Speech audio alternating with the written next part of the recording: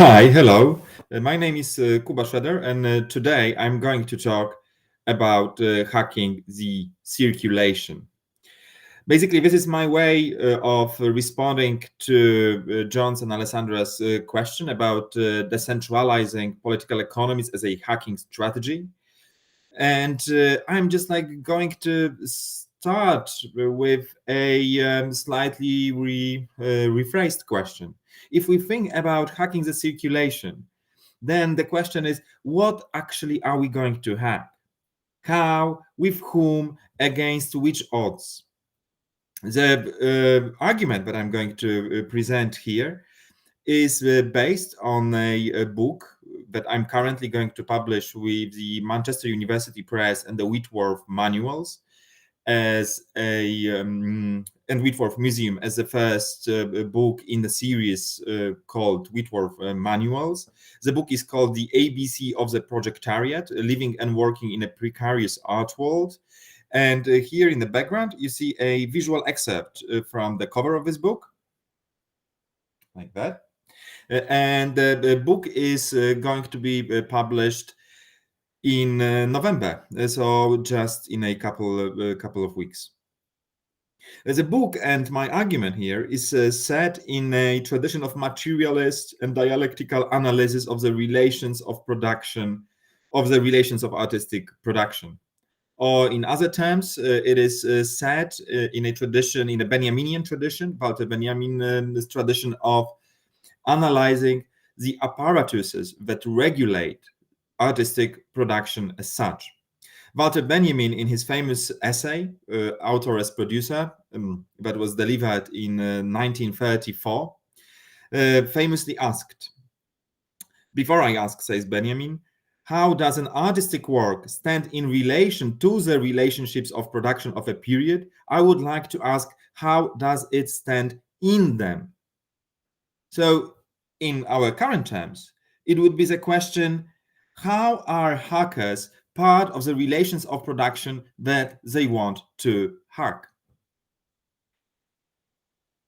Because they are definitely part of the system that they attempt to change. And in contrast to the kind of quiet, it's actually pretty typical or well-rehearsed argument saying, oh, we are all part of the system, thus we are not able to change it. It's a quite typical argument of the late institutional critique, such as Andreas Fraser. I would rather, or I have like a totally different understanding of this situation that follows, in fact, this materialistic and dialectical analysis of the systems that are getting to be transformed by progressive social forces. Like in the Marxist analysis, basically workers are parts of factories that they want to transform or take over, right? So we are all part of capitalism, but then it does not mean that we are unable to change it. In fact, as Marx argued, precisely because workers play such an important part in the systems of capitalist exploitation, they are able to transform them, take them over, change relations of production, address relations of ownership, and so on and so forth. In the same sense, I believe that artists are able to transform systems of artistic production that they are part of. So the argument that, well, we are all part of the system that we want to criticize, and thus we are unable to really to take a how to say to transform it, I think is completely futile or it's invalid. So after this couple of initial statements, let me come back to the problem at hand. So how are we able to hack the artistic circulation, or what actually artistic circulation is? In my book, I discuss it in detail. Obviously, here I'm going to spare you the lecture about artistic circulation as such. In the book, it is discussed in 67 separated entries, in which I discuss both circulation and its components, such as deadlines, applications, grant systems, notions of independence or freedom, mobility, and such like. Because circulation as such is a dispositive, it's an apparatus of network production that molds subjectivities and institutions alike. It is a network that links together individual agents, museums, universities, fairs, NGOs, collective, such initiatives as Decentralising Political Economy, such initiatives as City Lab in Liverpool, such initiatives or such institutions like Whitworth, Manchester University, and so on and so forth. It is it's an operational framework of activities in which we all need to function. However, this framework is not just a neutral field in which we operate. It molds what we can do, how we are doing it, how we operate, who we are actually, and how do we work with each other. That's why, just like factory is also obviously a system of organization in which workers operate, they work at assembly lines, they also establish or like develop subjectivities of workers. They can also develop subjectivities of rebellious workers or rebellious subjectivities and political forms of or forms of political organization that aim at taking over not a singular factory but change the system as such. So here also in the by emphasizing not just individual agents, but rather circulation or like a network that links them, I try to identify both certain tensions, problems, ruptures, conflicts, systems of exploitation, but understanding them as sites of activity and as potential sites of or as sites of for potential political organization and intervention. It's also, I think, it would be completely futile to consider circulation as something that can be stopped or like based on the notion that we are able to come back to the good old days when everything was small. We are just living in our nice, closed, small art worlds or just local art scenes, and so on and so forth. Or slow down, simply slow down. This is also another option or another kind of sentiment. I would say that is voiced quite often. Because obviously in circulation, everybody's overworked, everything is fast. There is ultra fast turnover of projects, of seminars like such as ours, of jobs, temporary assignments, of short-term assignments and temporary jobs. So it's understandable that people just would like to slow down. However, it is very hard because everybody needs to find a project in order to make a living. So I think that this is not about just stopping the circulation, but it's rather about redirecting its flows, or as this seminar names it, hacking it so that it is not going to be as harmful as it often is to both people and cultural and artistic ecosystems that circulation molds and connects and shapes and defines. So maybe here I will just try to name this as a kind of discussion prompter because we are going to discuss these matters later on during the seminar. So just as a discussion prompter, maybe just let me name a couple of the tensions that I believe that are very important when it comes to operations of such initiatives like city labs or offices for art utile or other movements and organizations that aim to work more closely or in a closer relationship with the various social groups or civic institutions or political movements.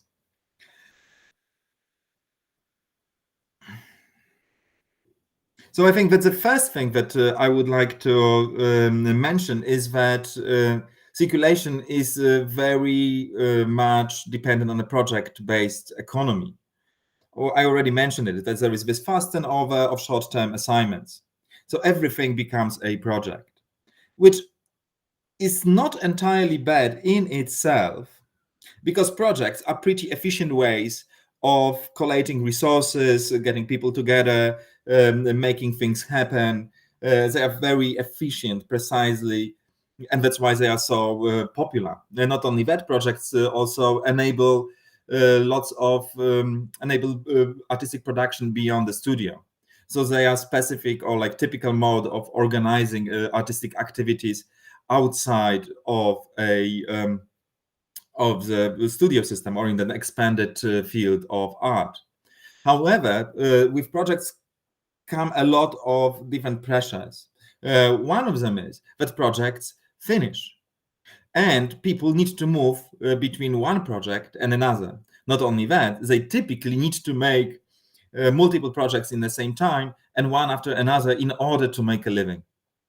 That's why, and because between projects, they always, even excuse me, maybe once again, even though projects are collective undertakings, so it's always, it's very rare that project just like is organized by one person. Actually, they were established as an organizational form in order to get people together. So, but then between projects, everybody moves as an individual. It's a highly atomized system in which people organize this temporary project, but then they are part of multiple project teams, and then they are also individually responsible for finding the next one. It's very rare that people move between projects as collectives. They, of course, people work in institutions. They just they are part of universities. They work in museums, and so on and so forth. However, even these jobs in the museums, universities, and so on and so forth are often organized, are often short term.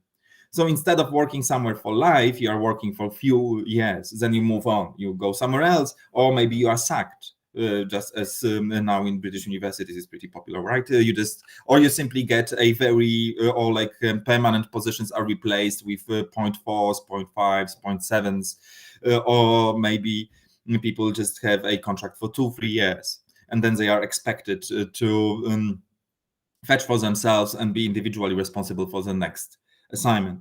The problem with this kind of atomization, the problem with this kind of system is precisely atomization. And it is particularly problematic because the whole system is highly collectivized. The whole production is basically organized in collectives, or like this collective underpinnings of everything that we do. The network in itself is social. It is constituted by multitudes of individuals. But then these multitudes always work on themselves. There is this mindset of individual entrepreneurship.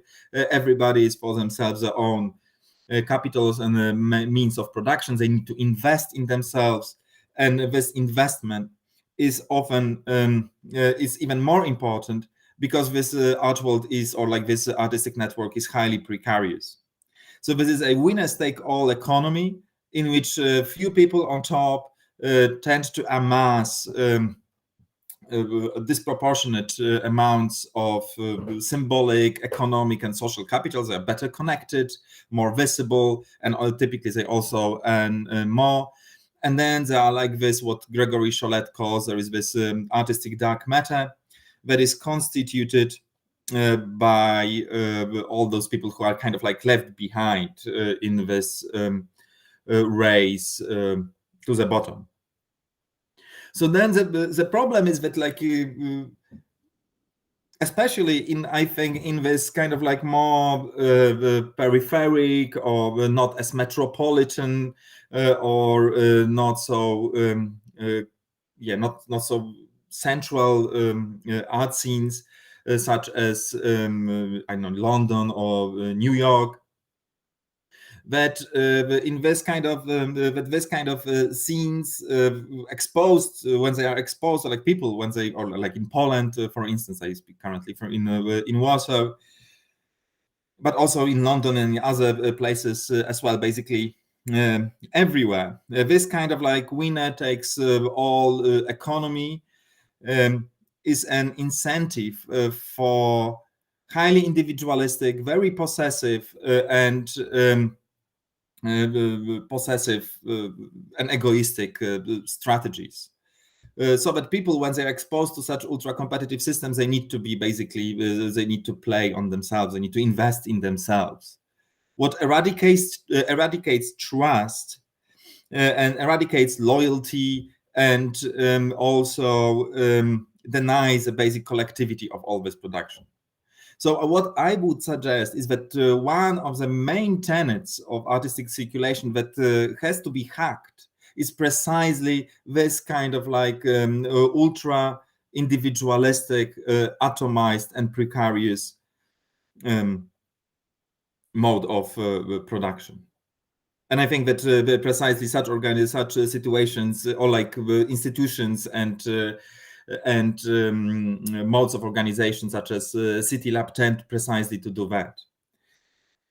Because what is also important in this system is that not only gains are privatized, but also losses are as well privatized as well. Because if you people are expected basically to take an individual responsibility for systemic mishaps. If we have winner-take-all economy and there is like 1,000 people who try to get a job, only one will get it, right? All the others just apply. But then all the people who are not going to get this particular position, a project, a job, or whatever, they are left. No, they are not only left with nothing. They are deemed as individually responsible for the lack of success.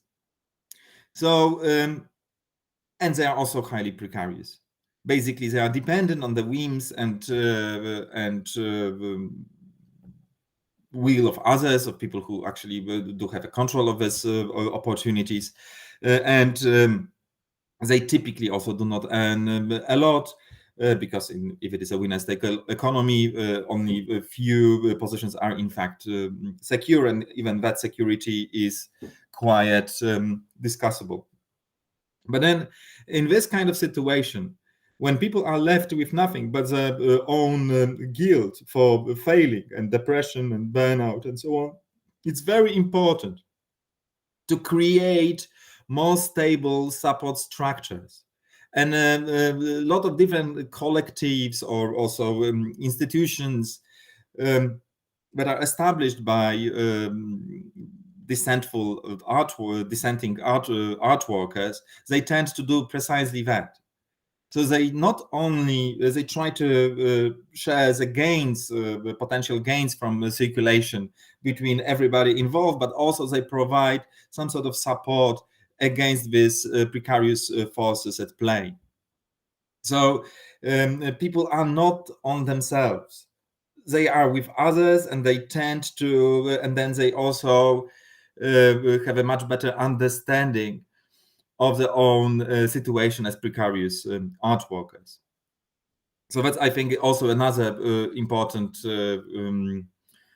side of intervention, this kind of precarization and also privatization of guilt and privatization of responsibility.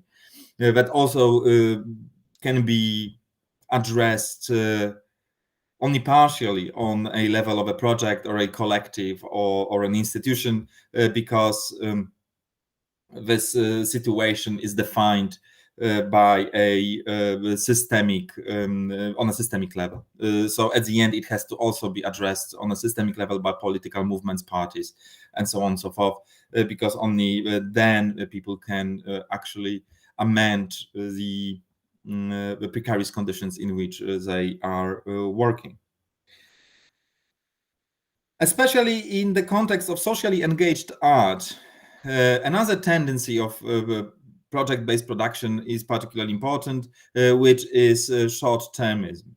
So basically, every project, as I already said, is finishes pretty quickly. I mean, it can last for a year, even maybe 2 or 3. But then the problem comes when the project ends. And what happens next? Then typically everybody disperses and they start to work on another project, possibly even when they are dealing with this particular undertaking, they have to make different things as well, which might be fine if we discuss only typically artistic projects. So, like people are just busy with a topic, then they move to the next one, they develop their own individual trajectories and so on and so forth. The problem comes when we discuss social problems or social or political problems. So, like a fascism or ecological catastrophe or extractivist capitalism, it is not a matter that can be resolved in one project. It will not finish after a year, 2 or 3. In fact, it needs like a chain of projects, or it needs like a group of people who are working, who are committed to a given cause and work in it or work on it diligently over years. They can organize particular projects, but they need to be woven on a thread of political or social engagement. So if you work in a district, you cannot simply just come over, like parachute, just do a project and then move on. This is a typical mode of production that was already criticized like 20 years ago by Mi-Won Kwon, right, in their book, One Place After Another. So in this particular case, the same happens, in this case of circulation, the same happens with political ideas, People will make one project after another, they can have like fancy names, they can deal with outer globalization, they can deal with problems of racism or identity and so on and so forth. But typically, they rather extract or like use these issues as in order to get a bit of political or social clout. Because if you are committed to a given problem and you treat it seriously, it needs a long-term engagement. So here is like another tension that I think is very important, and it also has to be addressed, this tension between short span of projects versus durational character of socially or politically engaged activities. Which comes also to another problem, or is more or less same issue, which is a contradiction between fast turnover of fashions versus long-term commitments. So basically, like I already suggested, a biennial can have like a very fancy political topic, and yet, but then they just simply realize it and then they move on and do something else next time.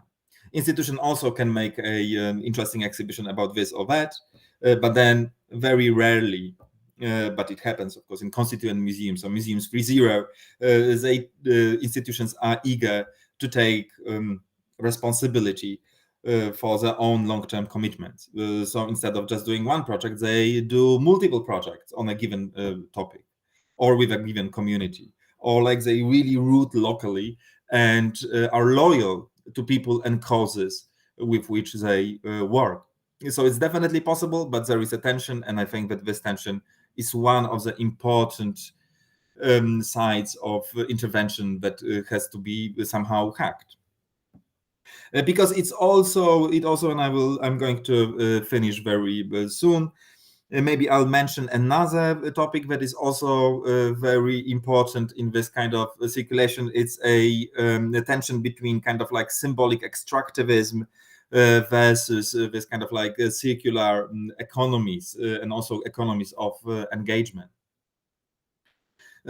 So there is this tendency that in a network, people simply siphon either resources, ideas, or some kind of like symbolic and cloud, or just to ride on a wave of a commitment of others.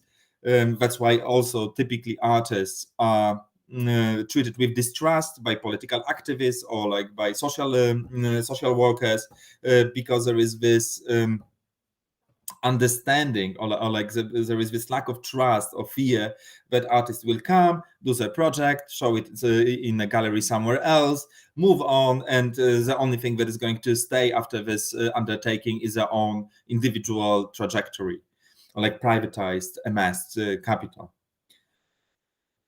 And unfortunately, I think that this mistrust is not completely misplaced. However, as we also know, especially in